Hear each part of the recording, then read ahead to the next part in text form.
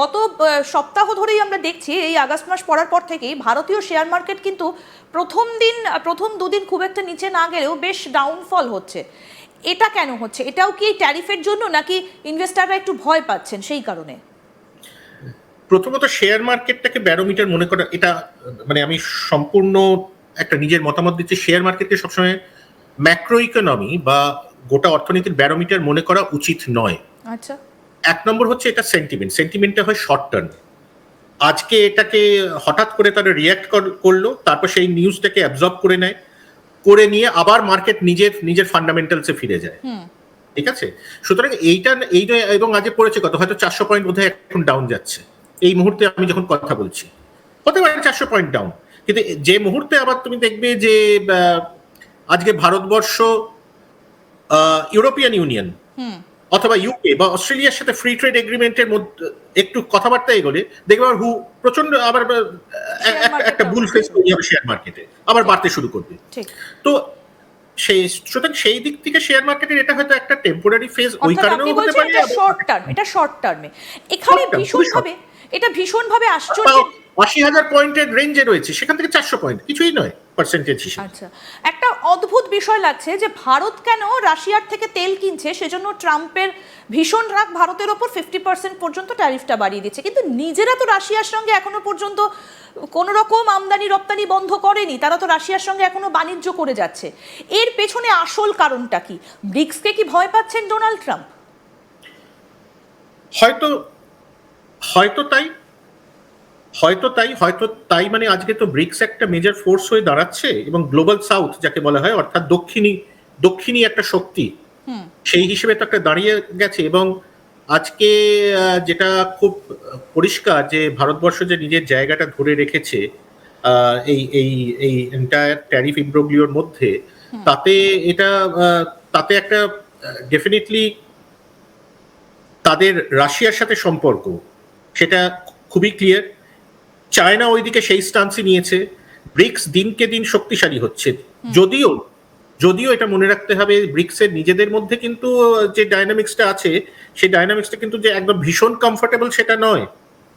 কিন্তু তবু যে আজকে একটা ইমার্জিং ইকোনমি বা উন্নয়নশীল দেশগুলো একসাথে মিলে একটা এই ধরনের প্ল্যাটফর্ম তৈরি করেছে, যেটা ইন্টারন্যাশনাল ফাইন্যান্সিয়াল আর্কিটেকচার, এই কথাটা ব্যবহার করা হচ্ছে, যেমন IMF, ওয়ার্ল্ড ব্যাংক, যারা অ্যাকচুয়ালি লার্জলি ডমিনেট করছে ইউনাইটেড স্টেটস অফ আমেরিকা এবং ইউরোপিয়ান ইউনিয়ন, এই ডমিনেটেড ইনস্টিটিউশনগুলো।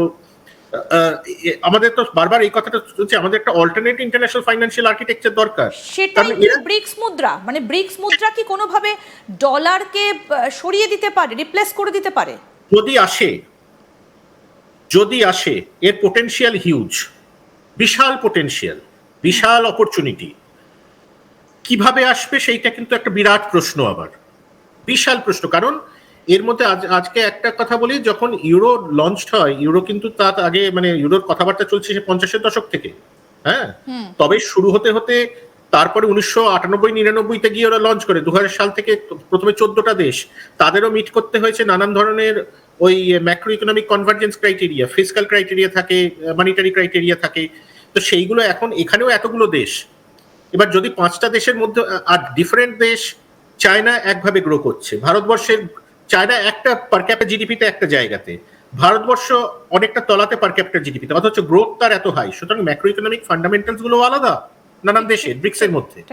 তারা কনভার্জ না করলে এই ব্রিক্স মুদ্রা কিন্তু ফ্লোট করা এবং কমন কারেন্সি ফ্লোট করা কিন্তু অত সহজ ঘটনা নয়। কিন্তু যেদিন হবে সেই দিন এটা কিন্তু বিশ্ব অর্থনীতিতে একটা বিশাল ঘটনা এবং বিশ্ব অর্থনীতিতে একটা বিপ্লব ঘটে যাওয়ার মতো ঘটনা ঘটবে। ঠিক ঠিক নীলাঞ্জন বাবু, আপনি আমাদের সঙ্গে থাকুন। আমরা আলোচনা করছিলাম যে ভারতীয় অর্থনীতিতে এটা কত বড় ধাক্কা এবং আমেরিকার ক্ষেত্রেই বা এটা কত বড় ধাক্কা। কিন্তু ব্যাপারটা কোথাও দাঁড়িয়ে এইরকম হবে না তো, যে ধরনের প্রতিশ্রুতি দিয়েছিলেন ডোনাল্ড ট্রাম্প ক্ষমতায় আসার আগে, তার কতটা তিনি পূরণ করতে পেরেছেন, কতটা পারেননি, সেই হিসেব নিতে শুরু করবেন না তো এবার আমেরিকান মানুষ? আমাদের সঙ্গে রয়েছেন নীলাঞ্জন ঘোষ, আমরা ওআরএফ এর প্রধান অর্থনীতিবিদ। তার সঙ্গে আমরা আলোচনা করছিলাম যে কতটা চাপ পড়বে এই ট্যারিফে, এবং সিনিয়র ভাইস প্রেসিডেন্ট ওআরএফ এর। নীলাঞ্জন বাবু, যে প্রশ্নটা খুব স্বাভাবিকভাবে উঠে আসছে, আপনিও জানেন যে প্রধানমন্ত্রী নরেন্দ্র মোদী দীর্ঘদিন পর চীন সফরে যাচ্ছেন এবং সেখানে পুতিন রাশিয়ার প্রেসিডেন্ট তারও আসার সম্ভাবনা রয়েছে এবং গতকাল অজিত দোভাল তিনি দেখা করেছেন পুতিনের সঙ্গে, তিনিও মস্কোতে রয়েছেন। কোথাও গিয়ে কি এই যে একটা ব্রিক্সের এই যে 3 প্রধান শক্তিধর দেশ আরআইসি তাদের কাছাকাছি এসে যাওয়াটা কি ডোনাল্ড ট্রাম্পের কাছে একটা বিদায় ঘণ্টা বাজছে বলে আপনি মনে করেন? তাই কি তিনি এতটা ক্ষিপ্ত? না, এটা তো আপনার পুরো জিওপলিটিক্স আর ডোমেস্টিক পলিটিক্সের একটা লিঙ্কেজ ডেফিনেটলি থাকে, কিন্তু এতটা বেশি ভাবারও কারণ নেই যে যে এখান থেকে এই ধরনের একটা ফোর্স ক্রিয়েটেড হবে এবং তার জন্য। তবে হ্যাঁ, ঘটনাটা হয় যে যখন ধরো আজকে যেটা মানে আমেরিকান ন্যাশনাল ইকোনমি, সেখানে যে ধরনের ইস্যুস বা প্রবলেমস দেখা দিতে পারে এই ট্যারিফ বেড়ে যাওয়া এবং প্রাইস ইনফ্লেশনের জন্য, এবং কিছুটা এই ট্রেড ডায়নামিক্সটা যে চেঞ্জ হয়ে যাচ্ছে, সাধারণ মানুষের যে কিছু কিছু জিনিস ইনফ্লেশনের প্রেশার যেটা তৈরি হতে পারে, সেক্ষেত্রে ডেফিনেটলি কিছুটা চ্যালেঞ্জ তো দেখা দিতেই পারে। কিন্তু আবার অন্যদিকে দেখার বিষয় যে এই স্টেটমেন্টটা কিন্তু ডোনাল্ড ট্রাম্প অনেক আগেই দিয়েছিলেন, এবং তার মেকিং আমেরিকা গ্রেট এগেইন এই ব্যাপারটা তো আসলে একটা প্রোটেকশনিস্ট স্টেটমেন্ট, মানে অর্থনীতিকে প্রোটেক্ট করা, ঠিক আছে, এটা প্রোটেকশনিজম, ইনসুলেট করা ফ্রম দ্য গ্লোবাল ফোর্সেস। এবং উনি যেটা চেয়েছিলেন, এবং এইটা দিস ইজ, এটা ভারত ভেবে দেখো, একটা সময়তে আমরা আমরা আমরা যখন স্বাধীন হই 50-এর দশক 60-এর দশক, আমরা এই কথাটা বারবার বলতাম, ইম্পোর্ট সাবস্টিটিউশন। হ্যাঁ, অর্থাৎ অর্থাৎ আমদানিকে সাবস্টিটিউট করে আমাদের নিজেদের ক্যাপাসিটি, প্রোডাকশন ক্যাপাসিটি বাড়ানো, নিজেদের অর্থনীতি, নিজেদের ইন্ডাস্ট্রিকে অ্যাকচুয়ালি প্রোটেক্ট করা। এবং এই প্রোটেকশনিজমটাই কিন্তু ট্রাম্পের মূল মন্ত্র ছিল, এবং সেই কারণেই কিন্তু ট্যারিফগুলো বাড়ানো হচ্ছে। কিন্তু ডোমেস্টিক ইন্ডাস্ট্রিকে প্রোটেক্ট করতে চাইছেন, ডোমেস্টিক ম্যানুফ্যাকচারিংকে প্রোটেক্ট করতে চাইছেন। কিন্তু ট্যারিফ বাড়িয়ে সেখানে তো তিনি যে এক্সপেকটেশনটা দিয়েছিলেন জনমানুষের যে প্রচুর কর্মসংস্থান হবে, সেটা উনি করতে পারেননি। ট্যারিফ দিয়ে কি সেই কর্মসংস্থানের রিপ্লেসমেন্টটা তিনি করতে পারবেন? কারণ Q2 একটা হিসেব এসেছে, সেখানে দেখা যাচ্ছে যে তিনি যেটা দিয়েছিলেন 3.3 থেকে 4%, কিন্তু সেটা দেখা যাচ্ছে যে অ্যানুয়ালাইজড গ্রোথ Q2-তে এসেছে 1.8%। তিনি প্রতিশ্রুতি দিয়েছিলেন 3 to 4%। তো সেইটাকে কি তিনি ট্যারিফ দিয়ে রিপ্লেস করতে পারবেন? কারণ কর্মসংস্থান তো নেই। এইটা খুব অত্যন্ত ভাইটাল প্রশ্ন, এবং এই প্রশ্নের উত্তরটা আমার দিতে এই জন্য ভালো লাগবে, তার কারণটা হচ্ছে 2025-এর জানুয়ারিতে একটি পেপার আইএমএফ থেকে বেরোয়, বা আইএমএফ এর লাইব্রেরি থেকে একটি পেপার আছে, কতটা পিয়ার রিভিউ জানি না।